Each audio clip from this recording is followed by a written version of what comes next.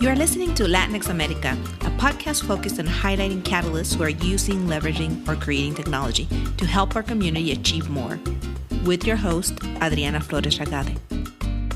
Hello and welcome back.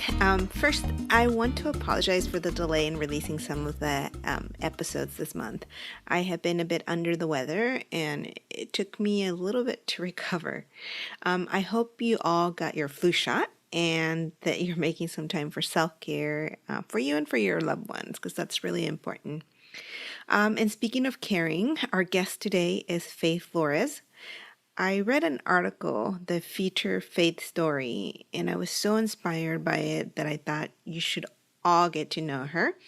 And I reached out to her via LinkedIn, and she agreed to be part of the show.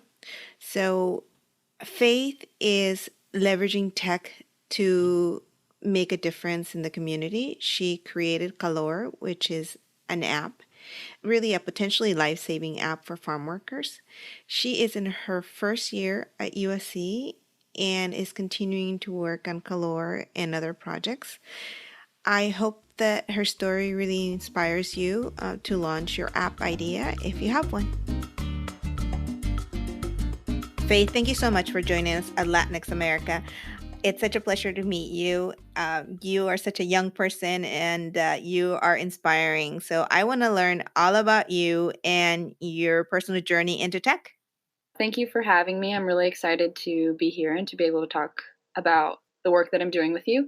I started the Latina Legacy Foundation when I was in my sophomore year of high school, and my goal was really to help out Latino communities through specific projects. So the first project was the Calor application, and that kind of marked me delving into the world of tech, which was fascinating and also very scary for me as a humanities major.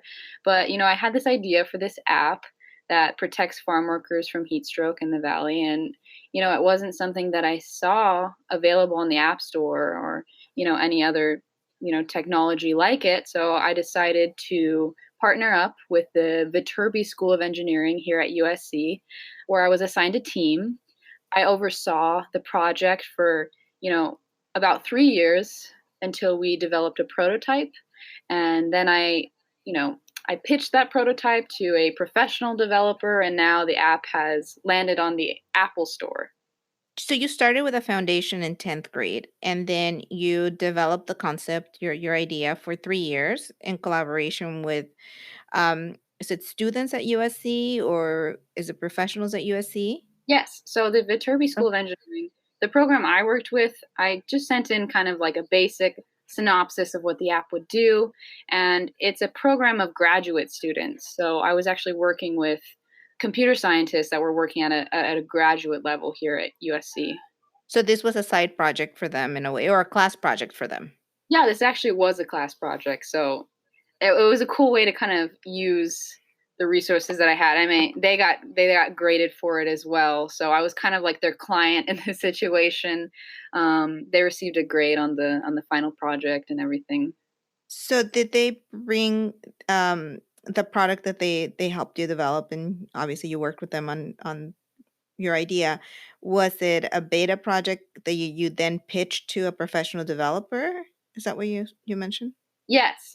So we worked on the beta of the app for many years. I think a couple years, 2 or 3 years. And once we had the beta version, which was kind of more a web-based platform, like it worked a lot with SMS messaging. It wasn't really iOS supported yet. So we took that version and then, we presented it to a professional developer who I worked with for another year. Before it launched and, it landed in the Apple Store, right? Yes. So what prompted, though, you developing this app? I know that you mentioned that it was to help the farm workers in the Central Valley, but did you have a personal experience that kind of led you to say, hey, this is really needed? Yeah. So I would say my background definitely fueled the work that I did with this app. I am originally from the Central Valley. I'm from a very small agricultural town called Shafter, which is by Wasco and McFarland in the Bakersfield area of the valley. And I had a lot of family members that worked in the agricultural industry.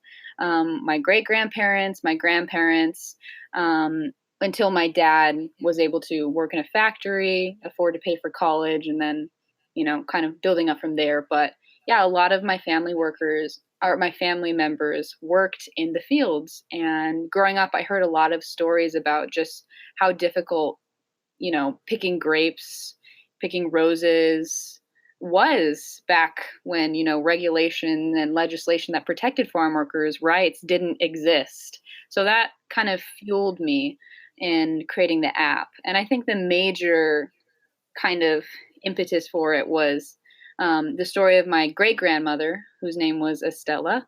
I am named after her. That's my middle name. So she actually worked in the fields and suffered from heat stroke and unfortunately passed away. So just knowing that, this did happen in the past, but it is still continuing to happen now in the present, and in the future it will indefinitely happen as, we witness kind of the effects of climate change, especially felt in the valley. So the app was kind of that was my logical progression in kind of reflecting upon these experiences. Great way to use technology to make a difference. So you're using tech for good. And are you a first year student right now at USC? Yes, I'm a first year student. I am a spring admit, so I have just started college in January. This is my first semester here. Wow. So you had been working independently on the app with the graduate students, but you're just starting. Yeah, yeah. It, That's exciting. it was great. So what's in store for you in terms of you now have a foundation, you have launched an app. What are you looking forward to do as you continue your journey at USC Yeah. and outside of USC? Yeah, of course. So I am definitely really excited to be at this institution and receiving a 4-year education. I am not a first generation college student, but I am the first in my family to go from high school directly to a 4-year university. Here, I'll be studying English. So I'm kind of hoping to, just get better at writing. I'm passionate about film, so a lot of my interests are very multifaceted, but I've always been grounded in a strong sense of, the importance of community service and advocacy, being politically active. So while I'm at USC, I'm currently in the USC SC Central Valley Network.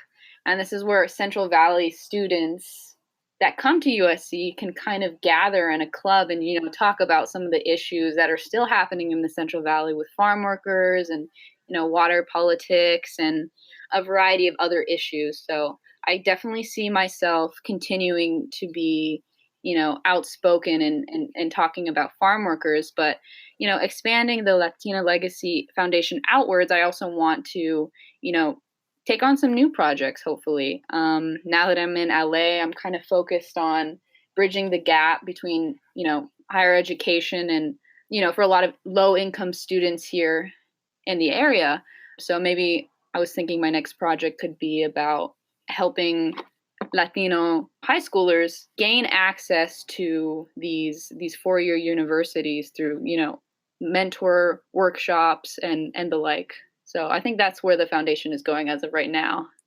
And how does technology, do you think, will play a role in some of what you're planning to do? Yeah, I technology will definitely play a role in, you know, this project and many others, but I also want to kind of branch out the approaches we're taking to establish these projects. I don't only want them to be, innovative technological solutions like Calor, but I also want them to be mentorship programs, legislation and policy initiatives. Just a really to make sure that these projects are tailored towards the communities that they're based in. That sounds great. Let's go back to Calor. The app does what? Give Yeah. me your pitch. So here's my elevator pitch. The app has three main functions. Basically, it sends notifications, it hosts educational material, and it functions as an emergency hotline. So, to kind of briefly explain each of those functions, the purpose of sending notifications is the ability to have a system where every single farm worker and farmer has the same information at the same time. So, for example, in an instance of an emergency, recently there were a lot of farms that were ravaged by the California wildfires and horrible air pollution, as well as like a really hot summer of, triple digit weather where farm workers were just suffering in heat while they were working. So if, for example, an employer wanted to notify them to, go home for the day because conditions are unsafe, they have a system of doing so at the, where everyone receives the same notification at the same time. So that's the notification kind of function. The second function is hosting educational material. And these are really just short quizzes and videos in English and Spanish, but primarily in Spanish, that kind of go over the risk factors associated with working in the agricultural industry as a laborer. Because, a lot of these workers have been in the industry for so long, and their families have as well. They have this kind of sense of knowing what they're doing, certainly, but sometimes that comes with not knowing that the work that they do is dangerous and that they should be looking out for their health while they're in the field. So this kind of goes over like basic information, like what you should be wearing, how often you should be drinking water, what rights you have as a farm worker in terms of like, if you're here undocumented and, the like. Mm-hmm. And the last function is the emergency notification where, a farm worker is working in the heat and they are feeling that they're starting to get the symptoms of heat stroke. They can contact emergency services immediately, and they have a GPS pinpoint location that can help emergency services locate them as quickly as possible through, what can often be like a lot of acres of land on these farms. So those are the three main functions that work as part of the app. And how are you working with farm workers or farmers so this can be adopted as a potential safety or life saving tool? Yeah. So we're currently running a pilot program that includes 3 farms in the Central Valley. The 3 farms are 2 in Shafter and 1 in Wasco. I'm in close association with the farmers. We've worked together for a while. I pitched the idea to them, and they're pretty open to the technology, but we're still kind of testing it, seeing what we can tweak, seeing if there's any information that could be available that would help farm workers or farmers better, utilize this technology as a standard, really. But part of these kind of workshop programs too is just going to farms, talking to farmers, but also just talking to farm workers. Because I know I come from a farm working background. A lot of my family, worked in the industry, but, times are a lot different now. And I want to make sure that I'm keeping up to date with, what farm workers might need in the app, any concerns they might have. I want to make sure that I listen and I take notes and I, address their concerns with my developer as often as I can. And that's important, working with the developer, but also working with the people that are impacted directly, and those that obviously they work for. Um, if I have an idea, let's say I have this idea to launch an app, what process should I take? Or you started this when you were in high school. Yeah. What can others listening to you take away from your experience as a founder or as an app developer? Because you work with a team to get this off the ground, right? Yeah, yeah. And even though you don't have a lot of technical background, how did you even think about connecting with USC? What was your process like? Yeah. So, this is a really important question. I think if I were to give any advice to kind of socially minded entrepreneurs that have any ideas for application, you don't necessarily have to be from a tech background. I think a lot of what fuels tech is basic humanities ideas of, community service, outreach, advocacy, political activism. It's being involved in your community and, addressing a problem that exists and just piecing together a logical solution. So it was definitely intimidating for me as an English major to step into this world of computer science and tech. I didn't really know who to turn to make this idea at the time a tangible reality. But Luckily, I went to a high school where a lot of resources are available to us. It's a very STEM, math and science heavy high school. We have a lot of coding clubs, and I sought advice from them, and they referred me to the program at USC, which is not too far from my high school, and that's where I kind of got the connection to USC. But what I would suggest to maybe people who don't have a background in tech is always to reach out to local institutions that have these sorts of programs if you don't know where to start. I would have loved to be able to teach myself how to code and really dive into it and do it myself, but this was something really urgent for me that I wanted to get done.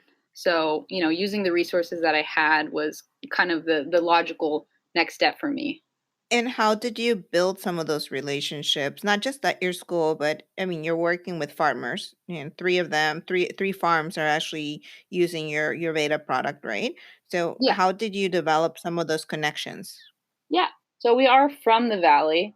A lot of the farms that I reached out to were kind of the result of doing a lot of research about, some of the big agricultural producers in Shafter and in the valley in general, in towns like Wasco and McFarland. So I did do a lot of research. I reached out to these farmers very hesitantly because I was, proposing this really big idea about using an application for farm workers and farmers, some of which were a little hesitant to the idea, a little wary of incorporating technology into their practices.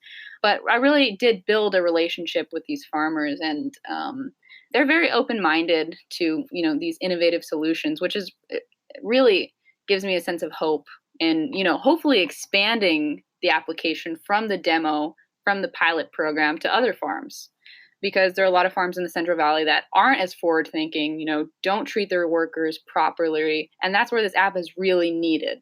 Is it a free app? Yes, absolutely free. Okay. So how did you go about, getting funding? Because that's important also for the your second phase, which was actually developing and having someone, code it up fully, right? Yeah, yeah. So, kind of through my connection to USC, I kind of did find a tech mentor. Her name was Mhm. Kiana, and she is like one of the few kind of women of color in STEM, and like she was really patient with me, and she explained a lot of concepts I didn't really understand, including how expensive funding this application was going to be. I had no idea Mhm. just how expensive it was going to be. So we had to raise over $60,000 for the development of this app, from a professional developer. So my first thought was, let's make a GoFundMe page. So I chose a platform called Start Some Good.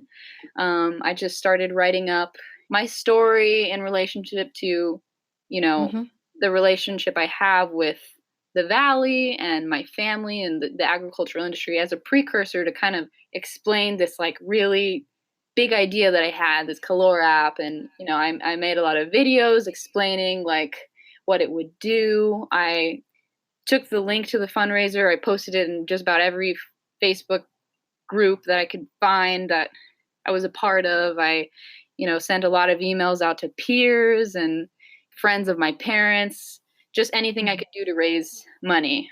So Mhm. eventually we did reach that goal and even exceed it, which was really extraordinary. Oh, that's great. So it was crowdfunded. Yeah, it was crowdfunded. I have a friend who has a nonprofit app as well. Dreamers Roadmap, launched by Sarai Espinosa Salamanca, who actually she was the second guest we interviewed for the podcast, and she just completed an accelerator program. I believe it's called Fast Forward, where they really focus on nonprofit apps. So it normally, I think for people that launch apps and base their work or their nonprofit on the app and the work, it's hard for them to find funding because I don't think funders quite understand how nonprofits that have an app actually work. I think, Yeah, based on her experience, she's knocked on a lot of doors, and sometimes she's like, "Well, but you're not really a full nonprofit, and you yeah, you have an app, so we're not exactly sure how to fund this." So it's inspiring that other people really believed in your idea and helped you, get it off the ground, which says a lot of wonderful things about the work that you did to get that to happen. So, if someone is out there interested in doing something similar, you're thinking like what would have been really helpful from the beginning? What was the best advice you received? What has been some of the worst advice that you've received as well, if you care to share? Yeah, of course. So, what I would say to people who are also interested in kind of creating social change through technology is to not be afraid to be interdisciplinary, to not be afraid to take social justice issues, political, economic issues you see in your community and translate them into technology. You might not have a tech background, but as long as you have the compassion and drive to actually make a difference in your community, I think that's the only thing you need. I definitely got lucky. I am very, very fortunate to have the resources that I do, but I think that luck is really where, hard work and a lot of preparation and research meets that, fortuitous opportunity, that like team who is really invested in your project, who believes in your vision. And, for me at least, kind of all fell together into, this product that I was really excited about. So I think that would be the advice, just to be interdisciplinary and to never kind of lose contact with the community that you're serving, because you always need to go back to them in every decision that you make sure that this is benefiting them, because that's your goal. Thank you. Is there anything else that you'd like to share with the people listening, just based on your experience, on things that they maybe want to stay away from? Or I know that they should focus on being interdisciplinary, but are there other things that they should be aware of as they kind of think about launching something similar? Yeah, I would definitely suggest, there are going to be a lot of points where like your project, or what you're pursuing kind of falls into, peaks, and then, some low points. Like in your progress, there are going to be points where you're really, really productive and you're on top of everything. You're doing your research, content, you're doing everything you need to. But then there are going to be other times where you really do feel like giving up. You don't know where else it can progress. You've stopped kind of researching, you've stopped putting the work in. But I think just to realize that that's all part of the process. It can be discouraging, but it can also be motivating, I think. And definitely get anyone who believes in your vision, hold them close, because they can serve as really great mentors and encouragement when you fall into those highs and lows, is what I would say. Thank you. Are there people that you recommend that we follow, or organizations that people should look into as potential resources? Yeah, I would definitely say look into, local institutions, community colleges, four-year universities, even high schools. If you want to make an app, there are plenty of people who have the ability to code, or, just start early, do what I never did and teach yourself, because that is a really valuable skill. And tech is the impact of tech is inevitable. It's going to consume literally everything we do, and it's better to start early in developing your skills and your ability to code, because that's the future, I think. Well, thank you so much for sharing your story and for taking the time to be with us. You, like I said at the beginning, are an inspiration. And when I read your story on a Remezcla story, that came through my Facebook feed, I said, "Oh my God, I have to interview her." So I'm happy that you replied to my LinkedIn request and that we are here having this conversation. And I look forward to really following your trajectory, because you're going to be doing amazing things in the future. And thank you so much for making our community proud and for thinking of people that have challenging situations, such as the farm worker community, and could be vulnerable. So we need people like you, social entrepreneurs that can come up with creative ideas to continue moving our community forward. So thank you so much. Thank you so much for having me. Wow, I love being able to highlight stories like Faith's. And the great thing is that she's barely getting started. I really want to see what she's going to be up to 10 years from now. Okay, now let's move on to the learning portion of the episode. Today, we will share the definition of an app, which was provided on study.com. An app is the common slang term for a software application or software program that can be run on a computer device to accomplish a task easier and more efficiently than we could do it ourselves. And study.com also goes over the steps included in a system's life cycle for developing a computer application. And these are the steps. So the first step is the planning step, in which you identify a need, consideration of solution options, and you also possibly consider the features of competing apps. Then you move on to the analysis, where you document the functional requirements for the app and anticipate potential problems that may be encountered. And you go to the design step, which is where you define how the app will work and what features and components it will have. And then you move to the construction step, and this is where you actually need programming skills, and you can have them, or like in Faith's case, she hired people and collaborated with USC's engineering school to get her app going. So this is the construction step, is where once again the programming occurs, and it uses requirements and design as a guideline. After the construction is done, you move on to the testing phase, which is where you look for errors and confirm also the documented requirements are met. Then you move on to the implementation, when you make the app available for people to use. And in Faith's case, she wanted Calor to be available on Apple. So she worked not only on the beta phase, but she also worked with another developer and got enough money through crowdsourcing to have it developed in a way that it would be accepted and shared through the Apple Store. And then finally, you go through the support step, which is where you monitor user experience. Sometimes recommendations for revisions arise, and that's where you get the 2.0s and 3.0s and all kinds of revisions that happen. And if those recs are pursued, they will go through the life cycle that we just went through as well. So once again, you can find the steps in an article on study.com, and I am placing a link to the article on the podcast notes. Thank you again for listening week after week, and don't forget to rate our podcast in whatever platform you use to listen. Thanks for joining us today. Don't forget to follow us on Facebook at Latinx America and on Twitter at America Latinx, or email any questions or ideas to latinxamerica@gmail.com. Gracias y hasta la próxima semana.